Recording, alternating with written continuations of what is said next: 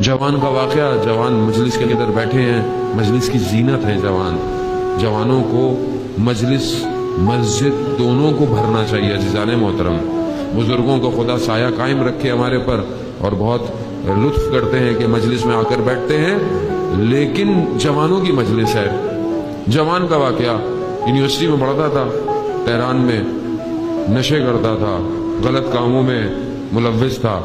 ایک دن دیکھا کہ یونیورسٹی سے ایک بس ہے جو مسجد جمکران جا رہی ہے۔ مسجد جمکران آپ کو پتا ہے کہ کم میں کچھ فاصلے پر مسجد ہے جو وقت کے امام سے منسوب ہے، جیسے مسجد سہلا ہے کوفہ میں، اسی طرح یہ مسجد ہے۔ بہرحال مسجد سہلا بہت پرانی ہے، اس کا درجہ، اس کا مقام بلند اور افضل ہے، لیکن یہ مسجد بھی کسی سے کم نہیں ہے۔ یہاں بہت معجزات ہوئے ہیں، لوگوں کو امام نے خود شفا عطا کی ہے۔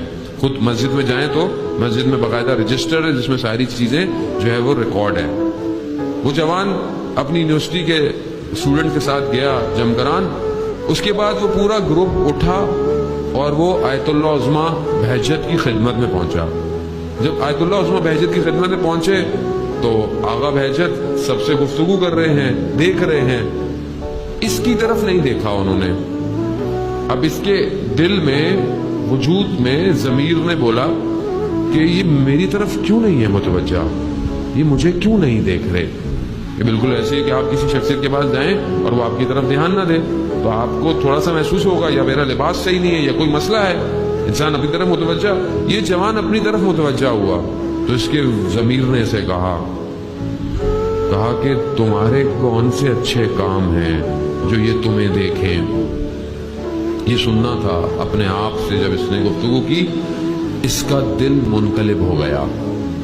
اولیاء خدا کی ایک نگاہ دلوں کو تبدیل کر دیتی ہے، یعنی ان کا نہ دیکھنا اس جوان کو تبدیل ہو گیا۔ یہ گیا، اس نے سارے کام چھوڑ دیے، پورا ہفتہ کوئی برا کام نہیں کیا۔ اگلے ہفتے پھر یہ اپنی یونیورسٹی کے ساتھ گیا اور پھر جب آغا کی خدمت میں پہنچا تو سر جھکائے کھڑا تھا۔ تو اس کے برابر والے نے اسے کونی سے اشارہ کیا کہ آغا تم سے کچھ کہنا چاہ رہے ہیں۔ تو جب اس نے آغا بہجت کی طرف دیکھا تو آغا فرماتے ہیں، تم نے پورے ہفتے اپنے وقت کے امام کے دل کو خوش کیا۔